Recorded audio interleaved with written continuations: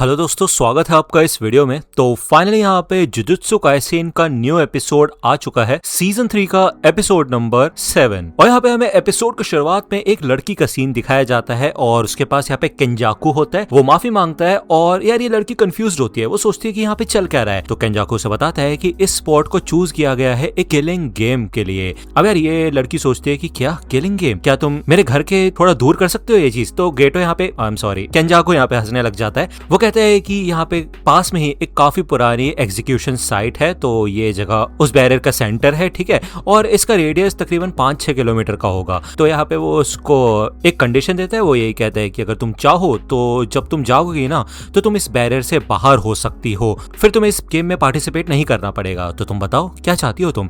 तो ये लड़की सोचती है कि क्या हम एक ड्रीम में हैं।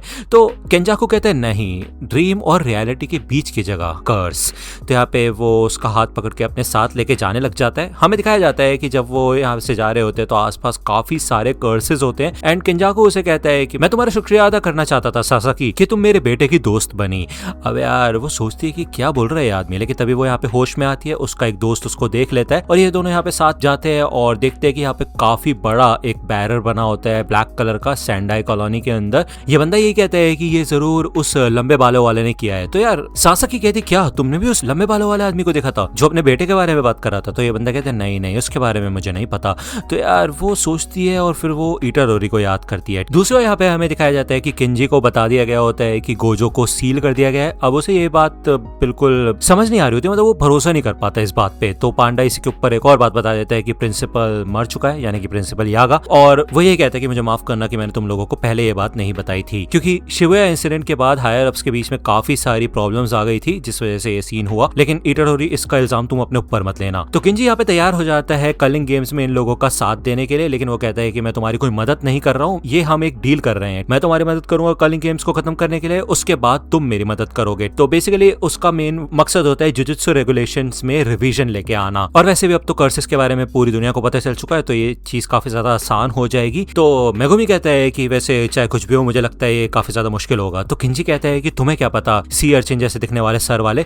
तो मेगुमी कहता है क्योंकि मैं हेड हूँ ज़ेनिन क्लैन का। अब यार ये सुन के तो किंजी एकदम शॉक हो जाता है, साइड में आके बैठ जाता है। कहता है भाई भाई भाई भाई रुको, क्या सच में ये बंदा ज़ेनिन क्लैन का अगर हेड है, बिग 3 फैमिली में से एक अगर मेरे साथ हो गई तो भाई जुजुत्सु के रेगुलेशंस को रिवाइज कराना काफी ज्यादा आसान हो जाएगा। भाई मजा आ गया। तो वो यहाँ पे मुड़ते और कहते हैं कि क्यों ना हम दोनों दोस्त बन जाएं। लेकिन हमें बताया जाता है कि उसके अगले दिन ही यहाँ पे माकी ने पूरे ज़ेनिन क्लैन को मार के खत्म कर दिया था लिटरली। अब यार इनका तो कट गया। लेकिन तभी यहाँ पे हमें दिखाया जाता है कि कोगाने इधर आ जाता है और ये वही सीन है जब हमें बताया जाता है कि रूल नंबर 9 ऐड कर दिया गया है कि सारे प्लेयर्स एक दूसरे प्लेयर्स के नाम, पॉइंट्स और नंबर ऑफ रूल्स कितने ऐड किए उन लोगों ने और किस कॉलोनी के अंदर वो है, सारी इंफॉर्मेशन देख सकते हैं। अब यार ये जो कोगाने होता है ना, ये यूजी से अटैच्ड होता है। अब यार आपको पता होगा यूजी अभी तक किसी भी बैरियर के अंदर गया नहीं है, मतलब उसने अभी तक कलिंग गेम्स को ऑफिशियली ज्वाइन नहीं किया है। तो ऐसा कैसे हो सकता है, ये कहां से आ गया है। तो यार ये लोग यहाँ पे एक तरीके से थोड़ा बहुत दिमाग लगाने की कोशिश करते हैं कि मे बी सुकुना ने केंजाकू के साथ पहले कोई कॉन्ट्रैक्ट किया होगा, कोई डील की होगी जिस वजह से यहाँ पे वो उसके साथ अटैच था और बिना किसी बैरियर के अंदर जाए ही यूजी कलिंग गेम्स का पार्ट बन चुका है। और शायद यही पर्पस था इस गेम को शुरू करने का। कोगाने को यहाँ पे कहा जाता है प्लेयर्स की लिस्ट दिखाने के लिए, तो ये लोग यहाँ पे प्लेयर्स की इन्फॉर्मेशन देखना शुरू कर देते हैं और फाइनली ये उस बंदे को ढूंढ लेते हैं जिसने 9th रूल ऐड किया है। उसने तकरीबन 40 लोगों को मार दिया होगा इतने पॉइंट्स इकट्ठा करने के लिए। इसका मतलब ये है कि वो भी एंशिएंट होगा और काफी ज्यादा एक्सपीरियंस्ड है। अब यार ये लोग सोचते हैं कि यार सारे उन प्लेयर्स की इन्फॉर्मेशन दिखाई जाए जिसके पॉइंट्स 100 से ऊपर है। कोगाने कहता है कि मैं यूजी के साथ अटैच्ड हूं, मैं तुम्हारी बात नहीं मान सकता। तो यूजी कहता है अरे ठीक है यार, जो ये बोल रहा है वो करो। मेगुमी यही सोचता है कि जो पास्ट वाले सॉर्सरर्स है जो इनकारनेटेड हो चुके हैं उनका भी कोई ना कोई कॉन्ट्रैक्ट है केंजाकू के साथ, और कुछ मासूम लोग हैं जैसे सुमिकी जो कि जबरदस्ती इस गेम में पार्ट ले रहे हैं। अब यार काशिमो जैसे लोग हैं जो कि ऐसे ही पास्ट सॉर्सरर्स है।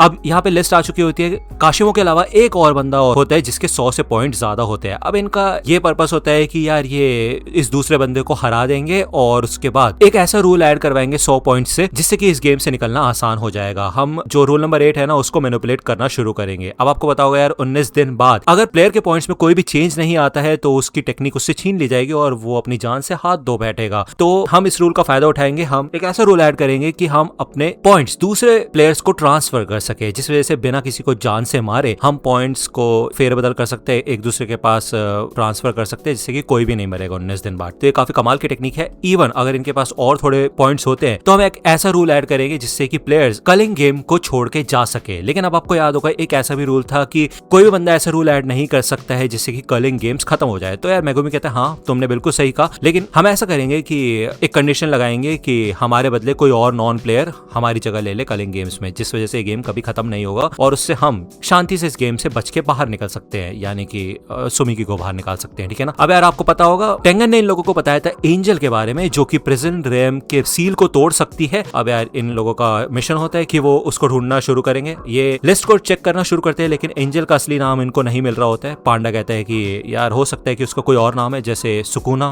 का नाम नहीं है इस लिस्ट में, है ना, क्योंकि यूजी है उस नाम से। टेंगन ने कहा था कि एंजल टोक्यो की कॉलोनी नंबर 2 के अंदर है। तो ये लोग यहाँ पे स्प्लिट होने के बारे में बात करते हैं कि कैसे ये 2 ग्रुप्स में जाएंगे और किंजी यहाँ पे काशिमा का सामना करेगा क्योंकि वो काफी ज्यादा ताकतवर है और यूजी और मेगुमी एक साथ जाएंगे। हाकारी यहाँ पे बैरियर के बाहर रहेगी क्योंकि ऑब्वियसली बात है योकोत्सु ने अभी तक इन लोगों को कांटेक्ट नहीं किया है। इसका मतलब ये है कि बैरियर के अंदर फोन्स नहीं चल रहे होंगे, तो हमें कोई बाहर भी चाहिए जो कि सिचुएशन का ध्यान रख सके। और वही दूसरी ओर यहाँ पे पांडा की नाक तेज है, इस वजह से वो यहाँ पे एंजल को ढूंढने में मदद करेगा, ठीक है। अब भले यहाँ पे यूजी को थोड़ी प्रॉब्लम होती है क्योंकि यार आपको पता है सुकुनो का कुछ मोटिव है मेगुमी को लेके, तो वो चाहता है कि ये दोनों अलग अलग रहें, लेकिन मेगुमी कहता है कि तुम ये सारी बातें लेके मत बैठो। तो फाइनली हमें दिखाया जाता है कि ये लोग निकल जाते हैं अपने अपने एरियाज में जाने के लिए। ये दोनों ही अलग अलग एरियाज में जा रही होती है टीम। हमें यहाँ पे बैरियर के अंदर का सीन दिखाया जाता है। इधर एक बंदा और एक लड़की होती है, ये लड़की के बालों में कुछ एबिलिटीज होती है, भाई बूस्टर टाइप लगे होते हैं इस लड़की के बालों में, और ये तैयार हो जाती है, कूद जाती है बिल्डिंग से लिटरली। दूसरी ओर हमें यूजी और मेगुमी का सीन दिखाया जाता है। ये लोग इस बैरियर के पास आ जाते हैं एंड मेगुमी यही बताते हैं कि ये काफी तगड़े चांसेस है कि हिगुरिमा